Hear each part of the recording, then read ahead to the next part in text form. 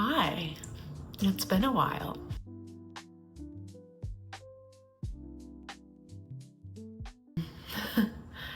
Naive first-time mom. I thought as she got older I would have a lot more time, and it turned out to be the complete opposite. So really, I just want to do a video as a check-in with it, y'all, and to let you know a struggle that I recently had, and kind of talk through that and what I did, and because I think a lot of people would relate to it. Basically, training wise, I'm just going through it, and it's going well. I'm at a 3-day-a-week full body and then 1 day glute focus. Like I've said, I've probably got about 6 more weeks of that, and then I'll do a deload week and go into something else. Like really nothing to report there. As I said, I'm not going to film those videos anymore. I literally don't have the time to. Well, I do have the time, but it's just not a priority, to be honest. So if you're interested in training with me, then that's, I can definitely help guide you on that. Anyway, nutrition wise, I am at, I think, 2890 calories. We have adjusted my protein, so because I was having like 180 grams per day on average, and so bumped that down to 160, gave me some more fats and carbs. It's been hard because it's been easy to take down the protein. That took me a little bit of time to do, of just backing off that, but it's been hard to hit the calorie target because I eat mostly whole foods. So if you eat mostly whole foods, you'll know it's challenging sometimes to hit a high calorie number.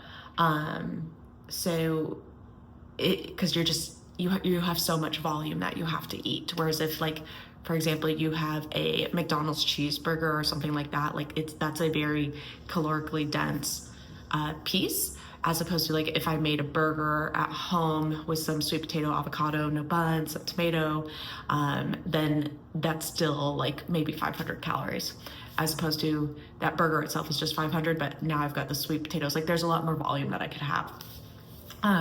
So that's been challenging, but it's hard because you're constantly eating for breastfeeding, because you're, one, constantly hungry, but two, it's like I want to keep my supply, and you play the mind game of like, maybe if I eat a little bit less, like I can lose a little bit of weight. And it's like, for me, what motivates me to keep doing it, or one of the reasons, is I don't want to have to figure out how to like replenish my supply. Like I don't want to have to like reboost my supply if it drops, like, because that's a lot of work and I don't want to put in that kind of work. Like it's easier for me to just try and eat more than to figure out how to like power pump and all of that. So that's one thing that keeps me motivated nutrition wise.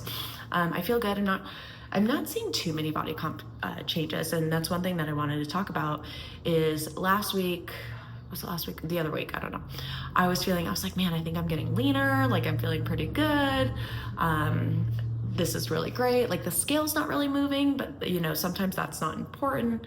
I could just be kind of putting on muscle mass right now. And so I was like, man, I'm gonna do some waist measurements, and because I know what the scale, like the highs and lows of it could be, the variable of it, but the waist measurements I do once a month. So I was like, I'm gonna just do a waist measurement real quick and see. And it wasn't any different. It didn't change. And that honestly like was a gut punch, because I was like, man, I thought like I was changing, like I thought I was getting leaner again, I thought like I was feeling good. And so, but then the scale like is an objective, or not the scale, excuse me, the measurement was an objective measure of that, of being like, nope, nothing's changing. And I was like, wow. So I kind of got in my head about that, and this is where the mindset piece I want to talk about, and why I wanted to make this video and check in, is because that is a common thing with clients for me, is like they feel like I'm doing good, my energy's better, my sleep is getting better, and then they get on the scale and the scale goes up a pound for whatever reason, or their measurements didn't change significantly, and then it tells them like everything that they have felt was wrong. And that is exactly what happened to me last week. Was everything that I had felt of like, I feel like I'm getting leaner, I'm getting stronger, like my clothes are fitting a little bit different, like I just feel like a little bit better in my body. And then that one measurement told me all of my feelings were wrong. And so then it became like, what am I doing? Like, why am I doing this? You know, I don't have to breastfeed, but like, I don't have to do any of this. Like, I can do what I want to do to achieve my body. And it was just kind of one of those like spiral days of going back and forth in your head. And I was like, why am I doing this? So this is where it was really important, and why one of the reasons I started working with Jenny again, the nutrition coach. And why I tell everybody, like, just get a coach, just hire a coach, a good one, right? Because I just messaged her and I was like, this is what happened. Like, we don't have our check-in for like another 2 weeks at this point.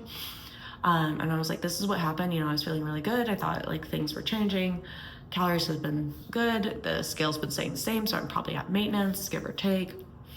And I said, but then I did measurements and all that went out the window. And, you know, it's just disappointing. And, you know, she came back in a very compassionate way and kind of gave me the realistic thing of like, you're not in a fat loss phase. Like, stop. Is in a nice way of stop trying to convince yourself you're not in a fat loss phase, but if I can kind of be in a fat loss phase, this would all work out. So that was nice to hear in her nice, compassionate way. I'm not saying it as well as she did.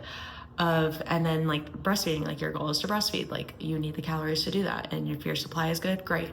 Also, let's talk about sleep. Like, your sleep is super inconsistent. And that's one of the harder things too. What I coach with my moms is like, you have inconsistent sleep. It's really hard to get nutrition. Your mind is going 1,000 miles a minute. You're constantly like on alert for a baby. You're still recovering from birth. You're still recovering from pregnancy.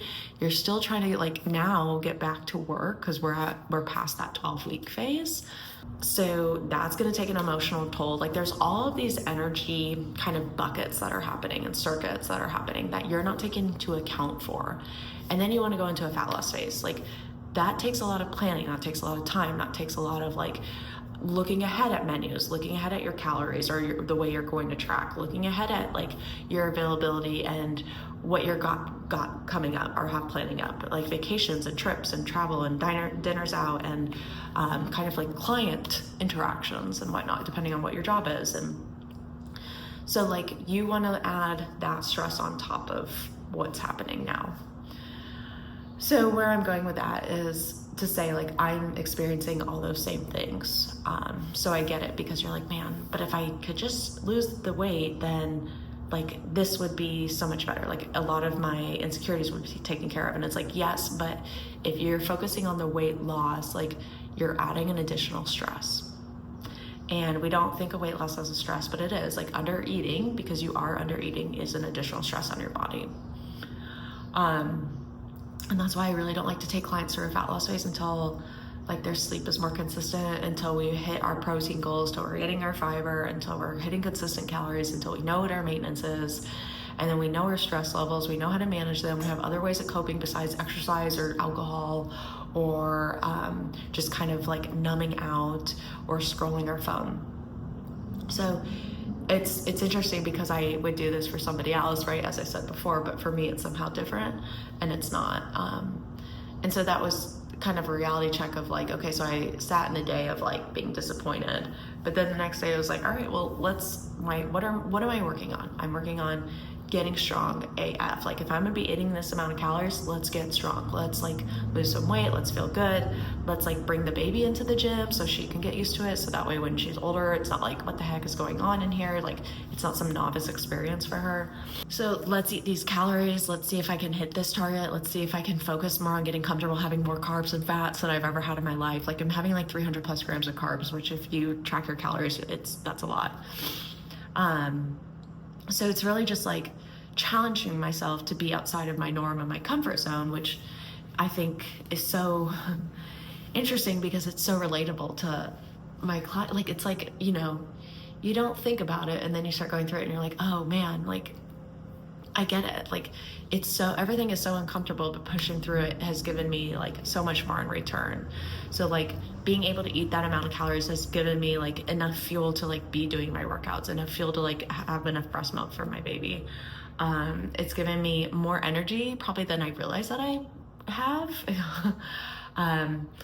So, and then also like, let's work on sleep. Like, how can I improve that? So for example, that's one of the big things that's changed or will change and has changed of how I would coach a client, because before I would say like different kind of things about sleep and babies and postpartum and like trying to help clients. But after, I'm like, oh yeah, I would not do that. So for example, if I had a client who was like scrolling their phone at the end of the night, I'd be like, can we like do something else that's like a wind down, like maybe reading a book, maybe meditate, maybe take a bath, or maybe do some stretches instead of just like scrolling. But once I had postpartum, like I could not, I used to read like 30 books a year or something. And some people that's a lot, some people that's not enough. So I could not like remember the book. Like I just could not stick with it. And so I was like, I just can't read books right now. Like I need to be honest and just like put them aside instead of like rereading the same chapter over and over. And so what I ended up doing, excuse me, was scrolling my phone. And I was like, oh, it's fine, you know, because I wasn't really like doing anything. And so the other night, like, and it's kind of been like, I really shouldn't be doing this. Like, but I would tell a client, like, you know, like nowadays I'd be like, if that's what helps you detach from life and kind of calm down from the day, totally go for it. But then, you know, the other night I was thinking like, I'm just scrolling, and then like my sleep is not good because I have a 4-month-old. But is it worse because I'm doing this? Like, because I'm not like, because I'm like looking at all of this stuff instead of just kind of winding down. And I did notice a difference before I had a kid, is that a difference between if I looked at my phone and if I read a book before bed. So I was like, you know, I need to like try and do that again. And I tried audiobooks, but I would fall asleep and then I'd have to go back and blah, blah, blah. So that didn't work. And I do yoga nidra at night too. So I ended up going to the library yesterday and getting some books. And last night I had a better night of sleep. Now, was that because of she had a better night of sleep, or was that because of the book? I don't know. But you know what? It gives me that positive reinforcement of something to do. So yeah, it's just kind of like going back to your baseline things, realizing this is uncomfortable, and you just keep going. And I think really leaning on support. So like leaning on support from Michael of like, I need a nap today. Like, you've got to take the baby, and he does. Or calling my coach, excuse me, obviously I'm tired, calling my coach and being like, look, this is what happened, and it's like super disappointing, you know, and having her walk me through that and kind of just take me out of it. And you know, I think not making changes based off of one data point. So not making changes based off of the one measurement that I did. Like, that could have just been, you know, like I had higher carbs the morning before, so my body held a little bit more water, but maybe I actually have lost half an inch on my waist. So it's considering all that. And I know this video is probably, like, now that I'm reflecting back, all over the place, but that's really what's going on my nutrition, exercise, and mindset of just kind of keep pushing through the discomfort that I'm feeling, but knowing at the end, like, it's giving me what I want and my goals. And also having the cutest baby ever.